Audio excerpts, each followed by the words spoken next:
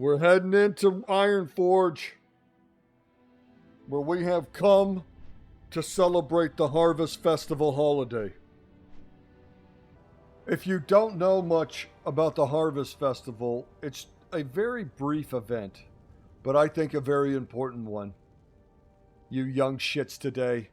No respect for your elders. Oh, the Darkmoon Faire's in town too. Don't forget about that. I'll link the guide in the bottom in case you don't know what to do at the Darkmoon Faire, but that's a good time. But the Harvest Festival. Yeah, you little shits. No respect. And that's what this holiday's about. Showing respect for your elders. It's not about achievements or toys or getting another mount that you already have 1,000 of. This is about going back in time and remembering. You'll see the table behind me where there's free food and drink to feast and celebrate those who have gone before us. And when you're done with that, you come over here to my boy Hammerstrike, pull up some UI, and you grab this quest, Honoring a Hero. Now, for the lesser classes, you get to take one of the greatest flight paths ever on your journey out to the Plague Lands. But for the noble paladins out there, remember, we've got a more direct route. You come into your toy box, you find your Dalaran Hearthstone, and then you come through the Enclave and head right into our beloved chapel. And then you just come into the greatest class hall in the game. Do you think, High Lord? Oh, pretty much. And then we just head right through this secret door that's probably not as secret anymore. And we come out right into the Eastern Plague Lands. Now we have to head over to the Western Plague Lands. Now I know you're going to hop on your flying mount and get over there as fast as possible to get it done. But you're with Oklahoma right now, family. And we take the scenic route. Such a cool zone. It just breaks your heart how empty they all are as you ride through them. Because they keep creating all these new zones and new worlds and new factions. And it's like, dude, you sure you don't want to just go back? Build up your old ones? And look how awesome these zones are. It's like, you sure you don't want to just build the world of Azeroth for people to be in? Do we need to constantly be hitting new islands every patch? Apparently we do.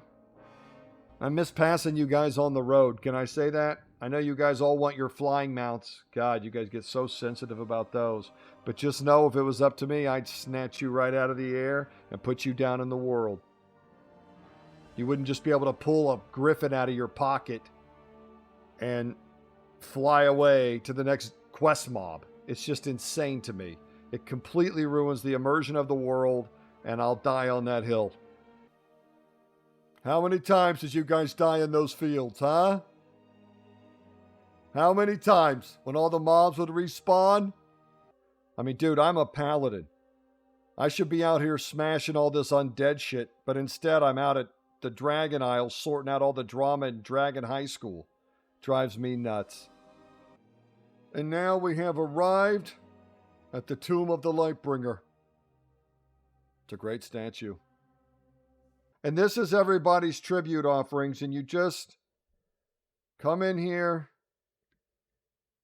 place your tribute down, and so you lay your tribute and you light your candle in remembrance that when we needed this guy most, he betrayed our prince and our faction and gave birth to the Scourge and Sylvanas because he didn't want to do what needed to be done. Do you guys remember that? Let me remind you. It was such a terrible day. We learned that the grain had been infested and the citizens diseased. But the true horror was yet to come. Glad you could make it, Uther. Look at that hair. Like a mane on a lion. The Lion of Stormwind. And that mace too. What a T-Mog. Just a stud. That's what he is. Listen, Uther. There's something about the plague you should know. Tell him. Oh no. We're too late. These people have all been infected. They may look fine now, but it's just a matter of time before they turn into the undead. That's right. That's exactly what happened too. Let's remember that. How can you even consider that? There's got to be some other Because way. we want to save the world. Damn it, Uther. As your future king, I order you to purge this city. There it is. Shouldn't have been another word right after that. Yet, boy, nor would I obey that command even if you were. Then I must consider this an act of treason. Treason? Have you lost your mind, Arthas? Have I?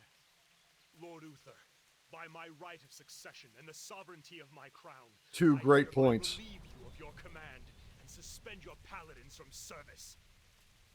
Arthas, you can't just... Oh, here comes the daughter of the sea. What the fuck would you know about loyalty? Huh? Follow me. Betrayed your own dad. Rest of you, Please. get out of my sight. Ugh, you can just hear the pain in his voice from all the betrayal. And then he ran in there like a man to do what needed to be done. Do you know what virtue is in war? Winning. That's what's virtuous in war. You write stories about how you were the good guys and they were the bad guys after you fucking win. And now look, because he couldn't do what he needed to do, the undead were born, and Sylvanas, and that led to a whole bunch of shit. Our poor prince had to go all the way to Northern and get an army of undead zombies just to find what?